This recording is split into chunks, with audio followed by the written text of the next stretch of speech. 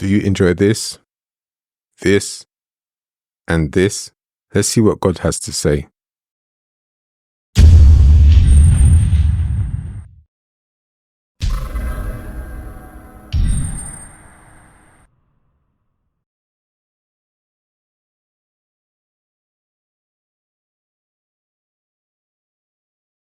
Before we start, let's start this off with the Messiah, the author and finisher of our faith. Hebrews chapter 12 verse 2. Looking unto Yahushua, the author and finisher of our faith, who for the joy that was set before him endured the cross, despising the shame, and is set down at the right hand of the throne of God.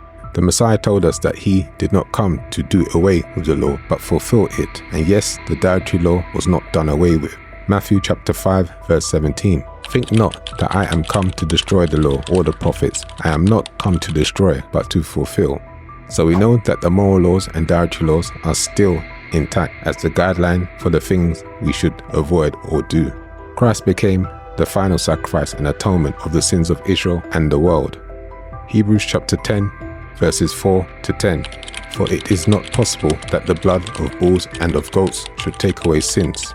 Wherefore, when he cometh into the world, he saith, Sacrifice and offering thou wouldest not, but a body hast thou prepared me. In burnt offerings and sacrifices for sin thou hast had no pleasure. Then said I, Lo, I come. In the volume of the book it is written of me, to do thy will, O God. Above when he said, Sacrifice and offering and burnt offerings, and offering for sin, thou wouldest not, neither hadst pleasure therein, which are offered by the law. Then said he, Lo, I come to do thy will, O God. He taketh away the first, that he may establish the second. By the which will we are sanctified, through the offering of the body of Yahushua HaMashiach, once for all.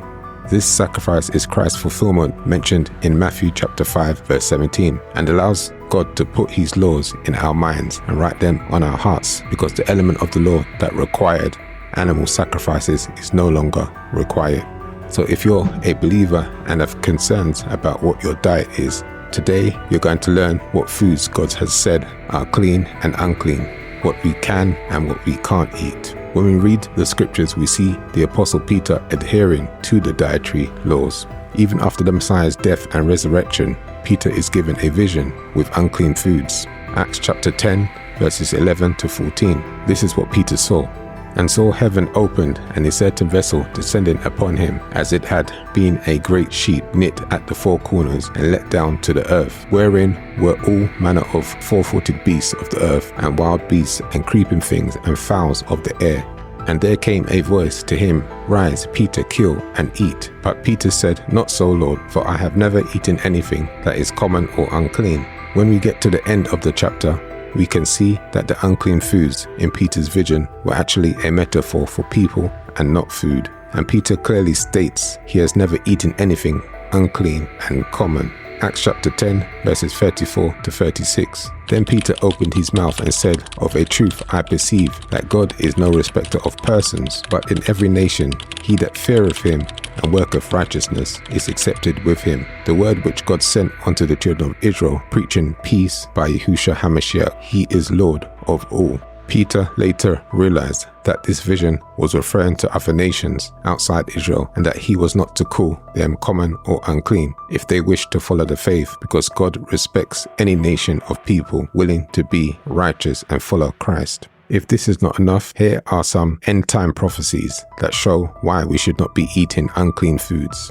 In the book of Isaiah chapter 65 verses 3 to 5, a people that provoketh me to anger continually to my face, that sacrifice in gardens and burneth incense upon altars of bricks, which remain among the graves and lodge in the monuments, which eat swine's flesh, and broth of abominable things is in their vessels, which say, Stand by thyself, come not near to me, for I am holier than thou. These are a smoke in my nose, a fire that burneth all the day. Here we see God's anger with Israel for eating swine's flesh and abominable foods. And we also see other end-time prophecy in Isaiah chapter 66 verses 15 to 18. For behold, the Lord will come with fire, and with his chariots like a whirlwind, to render his anger with fury, and his rebuke with flames of fire. For by fire and by his sword will the Lord plead with all flesh, and the slain of the Lord shall be many, they that sanctify themselves and purify themselves in the gardens behind one tree in the midst, eating swine's flesh, and abomination, and the mouse shall be consumed together, saith the Lord. For I know their works and their faults. It shall come that I will gather all nations and tongues, and they shall come and see my glory. So in verse 16, this prophecy applies to all flesh, and the slain of the Lord shall be many. So that means Israel and all the other nations. In verse 17, we see clearly that those eating unclean foods and swine will be killed by God for the disobedience. And we see God discuss of those eating unclean foods in Isaiah chapter 65. Now we have the doom and gloom out of the way. Let's concentrate on the solution and eternal life. The two places where we can find the foods we are told to eat are Leviticus chapter 11 and Deuteronomy chapter 14. In the first verses of Leviticus, we see God telling Moses that he should tell Israel what meats or beasts they should eat. Leviticus chapter 11 verses 1 to 2. And the Lord spoke unto Moses and to Aaron, saying unto them, Speak unto the children of Israel, saying, These are the beasts which ye shall eat among all the beasts that are on the earth. When it says beasts on the earth, it is referring to land animals and not things in the water. God gives us clear instruction on what animals we should eat. Leviticus chapter 11 verse 3. Whatsoever part of the hoof and is cloven-footed and cheweth the cud among the beasts, that shall ye eat. Deuteronomy chapter 14 verse 6. And every beast that parteth the hoof and cleaveth the cleft into two claws and cheweth the cud among the beasts, that ye shall eat. So we see this repeated in Deuteronomy. This quick summary tells us that we should only eat land animals that have cloven feet and chew the cud. These are animals who have the ability to chew food they have already swallowed. They are commonly called ruminant animals. Keep in mind, both conditions have to be true before we can eat land animals, which is they must have cloven feet and chew the cud. If they only chew the cud or only have cloven feet, the land animal is considered unclean and should not be eaten. Here are some of the animals that don't fit into the category of clean animals fit for eating.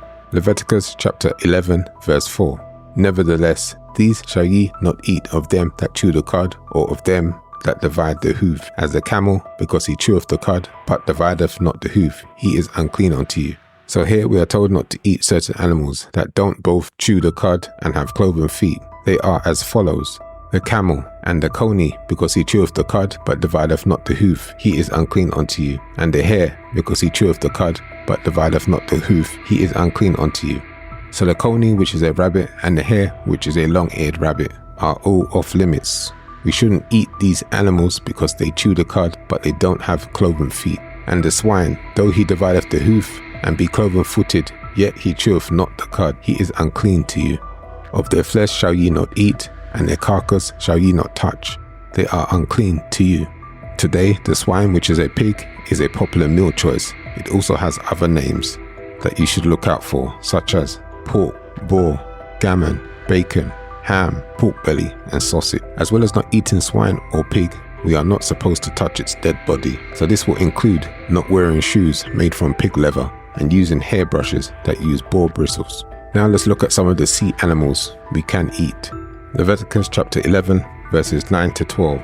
These shall ye eat of all that are in the waters, whatsoever have fins and scales in the waters, in the seas, and in the rivers, them shall ye eat. And all that have not fins and scales in the seas, and in the rivers, of all that move in the waters, and of any living thing which is in the waters, they shall be an abomination unto you. They shall be even an abomination unto you. Ye shall not eat of their flesh, but ye shall have their carcasses in abomination. Whatsoever have no fins nor scales in the waters, that shall be an abomination unto you. We see here that the only things in the waters, such as the seas or ponds we are to eat, must have scales and fins. Here are some images of scales and fins.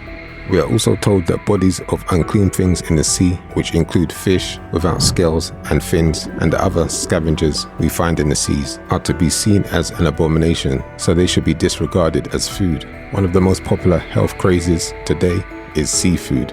Today, seafood is being advertised as an healthy option, but this is contrary to what God says. Seafood such as shrimp, lobster, prawns, crab should all be avoided. These are sea creatures and are the scavengers of the sea, and their purpose is to keep the seas and waters clean for us. Another health craze is sea vegetables.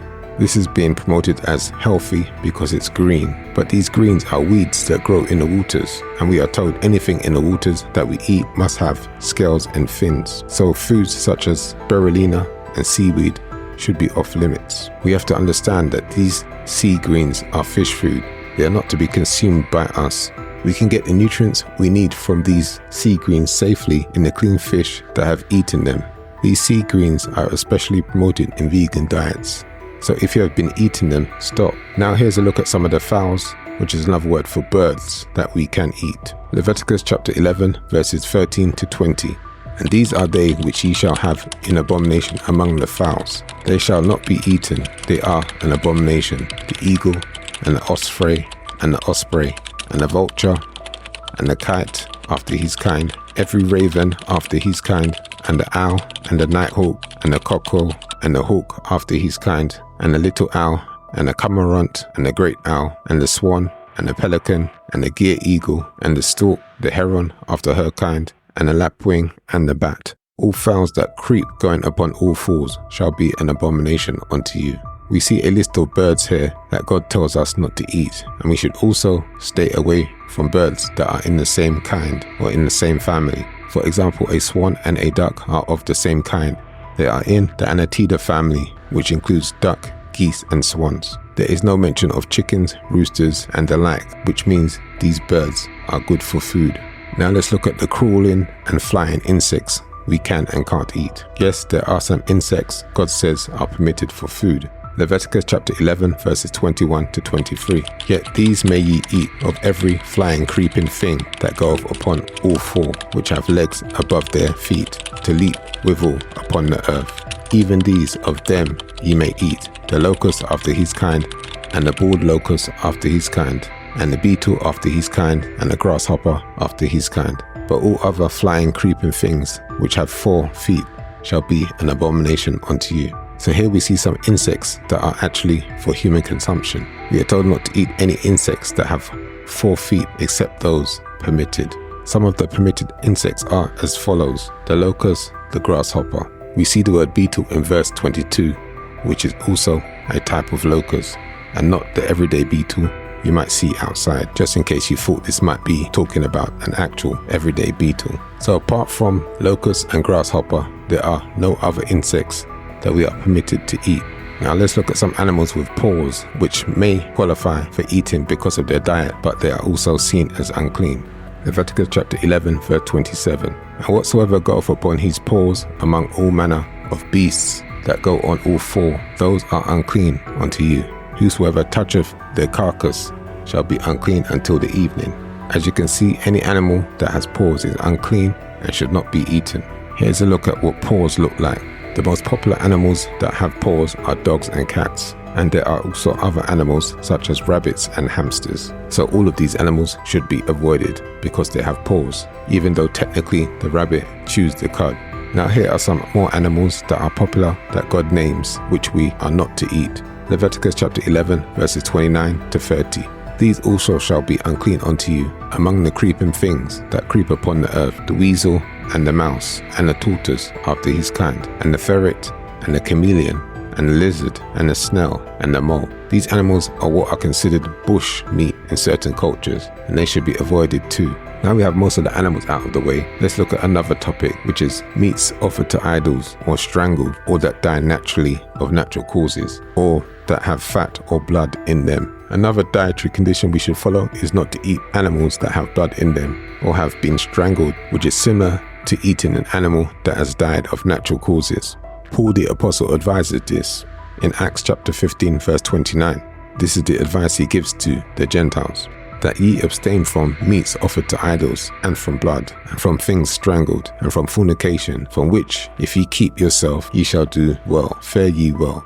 Leviticus chapter 17 verse 15. And every soul that eateth that which dieth of itself, or that which was torn with beasts, whether it be one of your own country or a stranger, he shall both wash his clothes and bath himself in water, and be unclean until the even, then shall he be clean. We see that eating meat strangled or that dies of itself makes the eater unclean, and the directions from God to remedy this was to wash our clothes and be unclean until evening. So it's safe to say we should kill our own food in a respectable manner before we eat it. This appears to be Paul the Apostle's mindset when he tells Gentiles not to eat meat strangled. We are also commanded not to eat the fat or blood in meat, because they were given to God as an offering for atonement of sin. Of course, Christ is now the only atonement of sin, but as he said in Matthew chapter 5 verse 17, he did not come to do away with the law or the prophets, but to fulfill. So there is no harm in honoring this dietary law when possible. We are also told that there is life in the blood, and God tells us in Genesis not to eat anything with blood in it, because there is life in the blood of animals. Genesis chapter 9 verse 4, but flesh with the life thereof, which is the blood thereof, shall ye not eat. It is also important to know that these laws in regards to the dietary law are also for the Gentiles, because the scriptures tell us there shall be one law for Israel and the Gentiles. In Exodus chapter 12 verses 48 to 49. And when a stranger shall sojourn with thee, and will keep the Passover to the Lord, let all his male be circumcised, and then let him come near and keep it, and he shall be as one that is born in the land. For no uncircumcised person shall eat thereof. One law shall be to him that is homeborn, and unto the stranger that sojourneth among you. Of course, this is talking about the Passover, but we can also apply the dietary law to this same frame of thinking. We see in Leviticus chapter 24 verse 22, ye shall have one manner of law as well for the stranger as for one of your own country, for I am the Lord your God. So we see here that there should be one law for the stranger and for Israel. So all of us should be keeping the dietary laws. Now let's look at intoxicants and drugs and alcohol. There are those that say smoking and drinking are okay because they both come from the earth, which makes them clean. When we read scriptures, we find that smoking is not supported. Scriptures tell us that we should be sober, and that those that get drunk will not enter the kingdom of God. Titus chapter 2 verses 11 to 13. For the grace of God that bringeth salvation have appeared to all men, teaching us that denying ungodliness and worldly lusts, we should live soberly, righteously, and godly in this present world, looking for that blessed hope and the glorious appearing of the great God and our Savior, Yahushua HaMashiach. Smoking can clearly be seen as an act that leaves the user addicted, which can loosely mean a smoker is not sober. In the case of alcohol, moderation is permitted, but the act of getting drunk is not. It's your responsibility to judge if you are responsible enough to drink alcohol, but it's probably best not to consume alcohol. In any case, no sin is committed if you do, as long as you avoid drunkenness. Now let's look at organic foods and organic grass-fed animal. Another important element of eating clean animals is to, as much as possible, eat the animals that are eating their natural diet. For instance, cow and sheep that are on grass-fed diets are best, and it's even better if the grass is organic. With the mass production of animals, companies have come up with unnatural ways to feed animals fast. We need to understand that if the animal we are eating has diabetes because its diet has been corn or starchy feed, whatever deficiencies the animal has are going to be passed on to us. The same thinking should be applied to foods heavily sprayed with pesticides or that are genetically modified, also called GMO. So as much as possible, we should find foods that are being grown naturally. Shalom, like, subscribe, and share this with someone that needs it.